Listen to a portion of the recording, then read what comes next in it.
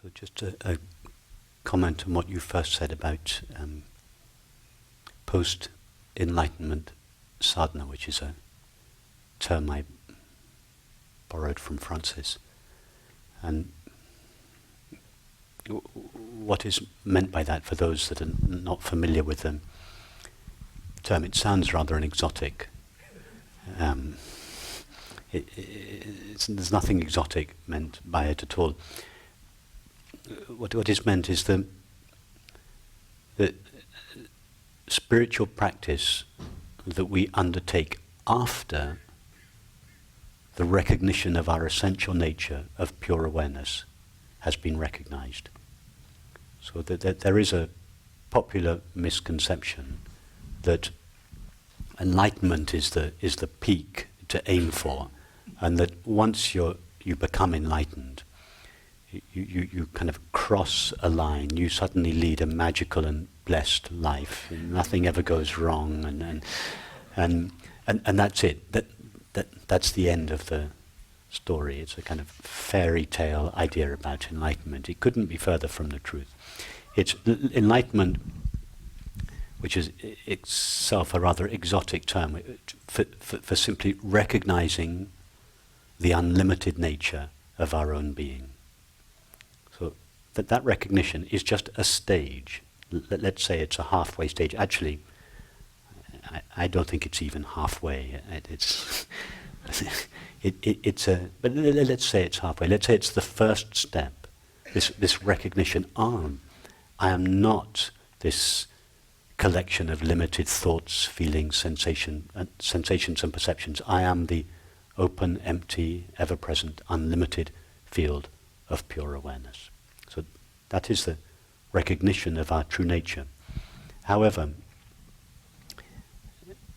that, as we were just saying in the previous conversation, that recognition doesn't put an end to all the old habits of thinking, and particularly feeling, in a way that is consistent with the belief, I am a separate self. So there is a post-enlightenment, or a process that takes place after the recognition of our true nature, in which we gently and lovingly encourage all realms of our experience to be colonized or by or realigned with our new understanding. Because as you mentioned, the old habits, relationships are the most obvious places where this happens. The ability of relationships, and usually the closer the relationship, the greater the ability to provoke any old residues of the separate self. So this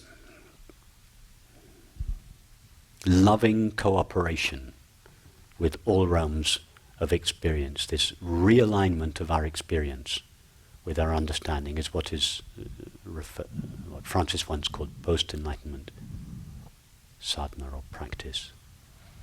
And I liked the term you use. You said it was a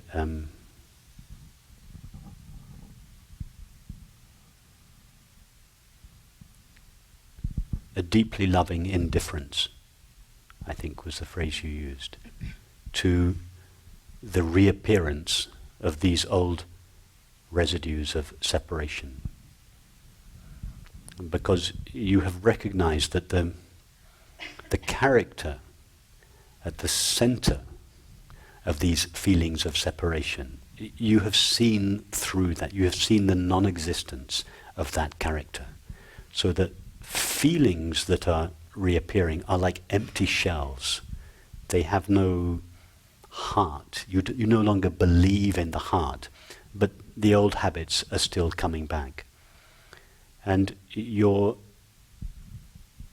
attitude of deeply loving indifference is exactly the right attitude. Francis once referred to the same attitude as benevolent indifference. And it's important that we have both. If it was just indifference, there would be a hint of disdain, a hint of rejection, a hint of aloofness, a hint of I am above this. It's the combination of this deeply loving indifference. So the return of these feelings is not to be rejected. It's not to be disciplined. They are not to be got rid of. On the contrary, they are to be totally allowed, totally welcomed. Because you know they no longer have any power over you. You would only want to reject or discipline something that you felt had some power over you. What seemed to occur with that is that actually they tend not to reappear. Say that. What happens with that process is that actually a lot of patterns actually just simply don't reappear, and weeks or months and months later, there's like, oh wow, that's not even there anymore. Yes, the reappearance of these old feelings, that they just appear less and less often and with less and less tenacity. But when they do appear, that there should be no resistance to them. There's a beautiful line in the Song of Mahamudra that you gave me last night. Sorry, I don't know your name. Arthur, that Arthur gave me last night. And I'm paraphrasing, but it goes something like this.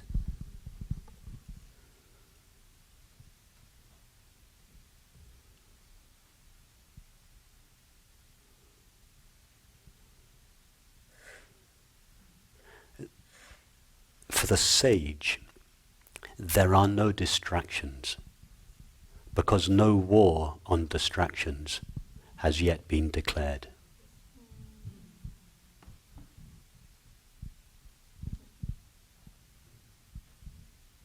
So, for the one who has recognized their true nature, there is no resistance to the recurrence of these residues of separation, because no war on resistance has yet been declared.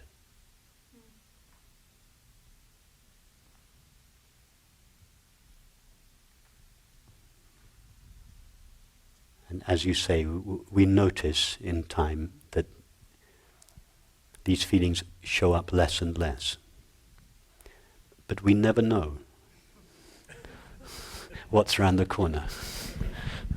There's always a little gush of wind possible to spin the fan again. Oh, and?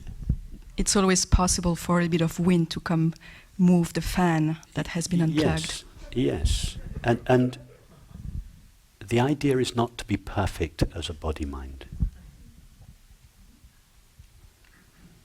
The idea is to know the source of happiness in oneself and to express that happiness in one's own unique way to the best of one's ability.